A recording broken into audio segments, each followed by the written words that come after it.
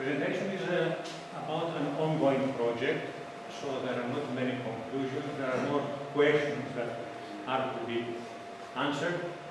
And at the end of the lecture, you will see that we have more questions than when we started our research. So, the motive of this work is that people working for restoration of stone monuments need a very deep knowledge of the response of complexes with strain geometry and also with interfaces. And also people working for restoration need tools for structural health monitoring of these members. In fact, this work started many years ago, and this is strange because we have not yet definite conclusions, and I hope that you will excuse us at the end of the presentation. It was Professor Barboulakis who started this work, and also my professor thei, and this presentation is devoted to their memory. So the problem, perhaps I could say, the one reason that we have not definite answers is that too many people from different knowledges have to collaborate in order to reach conclusions.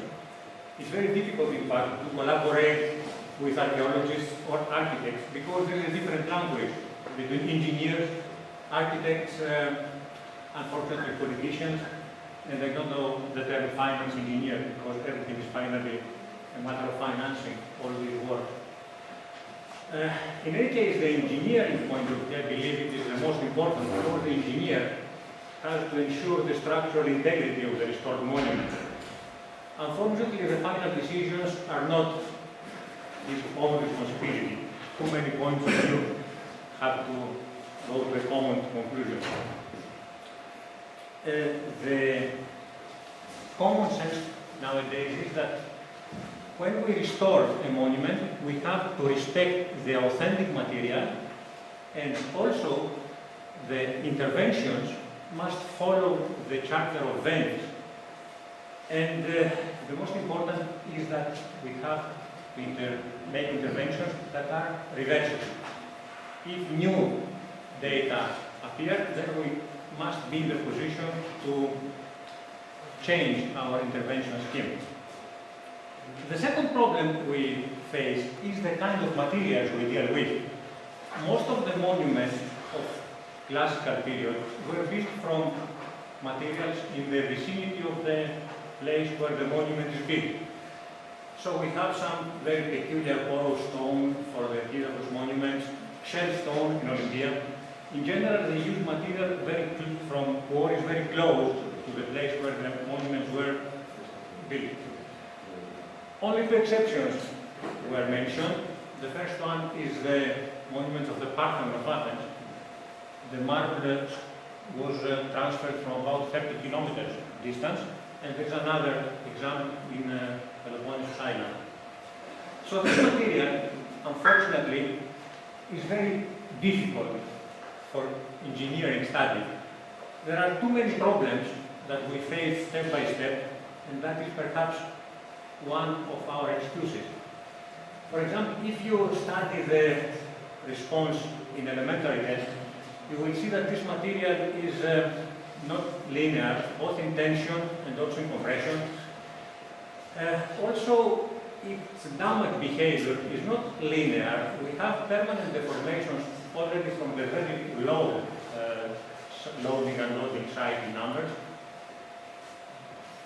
The size effect is also very pronounced. You can see here the compressive strength of this material in terms of the height of the specimens. You have huge differences between the standardized specimens and the very big specimens, and the same is true for tension behavior. And the most important problem is anisotropy. Unfortunately, the Onysos and Pentelic marble is an orthotropic material. After a long series of tests, we concluded that it could be described as transversely isotropic material with 5 constants. In any case, it is very difficult to model the behavior of this material. We have additional difficulties. The technique adopted for restoration of these monuments nowadays creates interfaces Because metallic elements, which are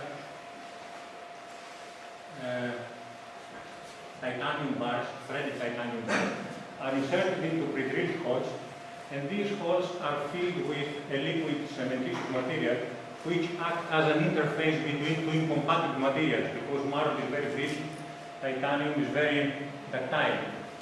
I will not comment why titanium is chosen. It is mainly physical-chemical compatibility, but from the mechanical point of view, it's not, I think, it's not a good choice. So we have interfaces, and finally, analytical solutions are prohibitively difficult. And the same is true for numerical models. It's extremely difficult to model all these interfaces and all these difficulties in the mechanical behavior of material, especially the size effect and the anisotropy. So it seems that we need some targeted experimental studies, and the most important is that we need continuous structural health monitoring of the restored elements in order to decrease the safety factors. Because if we use increased safety factors, we are in contrast with Venice Charter, which dictates minimum interventions. So there is a closed loop that must be somehow broken. So in this context, we decide as the current step, because before this step, we have tested the material, the filling material, the metallic material, the interfaces, and this is the first structural test to bring together all these data. Since the experiments are very expensive, we have to find the maximum possible data, the quantity of data from these tests. So our protocol monitors the specimen while loaded with a number of both traditional and innovative sensing techniques. We use digital correlation, acoustic emission, optical fibers, because we need information from the inside of the material and not from the surface. We used also traditional sensing techniques and a novel one, which is the pressure stimulated current technique. I will only say a few words about the last one.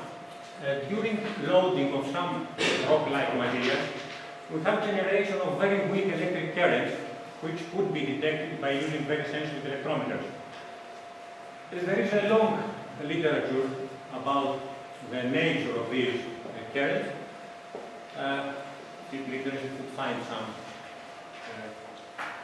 data from papers already published. I skip the details for acoustic emissions, familiar to all of us, I think, digital correlation also. And let us see the protocol. Since in many cases we have inclined fractures and not normal faults, we try to reproduce as good as possible the inclined fractures. So we test the specimen with an inclination of about 70 degrees. So we had two marble volumes, which were at a scale 1/3, relatively huge, because we have the size effect and it does not permit testing small specimens. So you can see here some photos of the technique used to prepare the specimen. We cured the specimen for 28 days, and then we have to face two additional problems. The loading scheme. Structural elements of ancient monuments are usually loaded by the superimposed elements, so they are under uniform loading condition, under uniform bending load. It's almost impossible to produce uniform bending in the lab, so we used a scheme with rods and H-beams to have 10-point bending. It's very difficult to increase this number because then you have buckling problems. And you can see here some details, I will skip them, how the sensing system was prepared, DIC, the acoustic sensor on either side of the fault. Our attempt concerning the acoustic emission is to take advantage of some recently appeared data which indicate that we could find the failure mechanism by comparing the RA time, the rise time per amplitude, and the frequency, which divides the area into two groups, tensile cracks and shear failure, because we could have either tensile cracking of the marble or the cementitious material between the fragments and in the holes, And also we can have shear effects due to pull out of the mark of the reinforcing bars during bending. So we skip the details of the preparation. And the criteria for terminating the test was either pull out, reach plateau, and then the bars start pulling out, or failure either of the mark or of the epistyle, or of the bars. In our test, the reinforcing bars failed first, which is not the worst scenario, but it's not also the optimum one. Now some results. You can see here traditional results. The curve, the dependence of the crack opening displacement of the distance between the fragments, and the indication of LVDTs, the bending, the deflection, exhibit a very linear, almost linear portion, and then we have a non-linear and a plateau, which is better seen here, where the load is plotted against the deflection and the crack opening. Now, if we study the crack opening versus time and load, you can see that there are three characteristic points. The first one is somewhere around 400 seconds, which is attributed to separation of the cementitious material between the fragments. There is another critical point around 950 seconds, which is attributed perhaps to failure of the cementitious material within the holes. And then we have here another critical point where the crack starts opening very rapidly. These results were in very good accordance with the DIC. You can see that at the very first stage of loading, the displacement field is uniform, and around 400 seconds, where we have the first knee, the displacement field is not anymore homogeneous. The results of the acoustic emissions were very promising. You can see that the whole duration of the test is divided into three clear areas, A, B, C, and the failure mechanism activated in each one is different. You can see, for example, that in interval B, all events are located on either side of the fracture plane, while at the third stage, the events are concentrated around the load, the reinforcing bars, which means that at stage D, we have failure of the cement between the fragments, while at stage C, we have failure of the cementitious material within the holes. Now, the pressure stimulated currents follow the load curve very closely, and what is very important is that when we have a load drop, we have a sudden increase of the pressure stimulated currents, which is a good indication that this technique could be used for structural health monitoring and also as pre-failure indicator. Concerning the optical fiber, we are not very satisfied because only at the very first linear stage, the optical fiber follows load and the other techniques. Then we have a sudden increase of the indication, perhaps because the optical fiber is attached on the reinforcing bar, and after the intermediate layer fails, then strain is concentrated at the very short portion of the bar between the two fragments, so the optical fiber cannot follow the other techniques. So, although we are at the first stage of analyzing our results, we can say that both the digital image and the acoustic emission are in good agreement, and also they provide some indications about upcoming failure. The most important is that the pressure stimulated currents, which is a very cheap technique, provide both agreement with acoustic emission and DIC, and also some very clear signs of upcoming failure. Concerning the restoring technique, well, it seems that the epistyle behaves as an interstructure about to 75% of the maximum load. The failure observed is not the worst, but is not also the optimum one. We prefer pull out of the reinforcing bars in order to avoid both fracture of marble and also of the reinforcing bars themselves. Which means that although the technique is very widely used nowadays, we need additional studies in order to quantify the parameters and obtain finally pull out, which is the scenario that we would like to appear.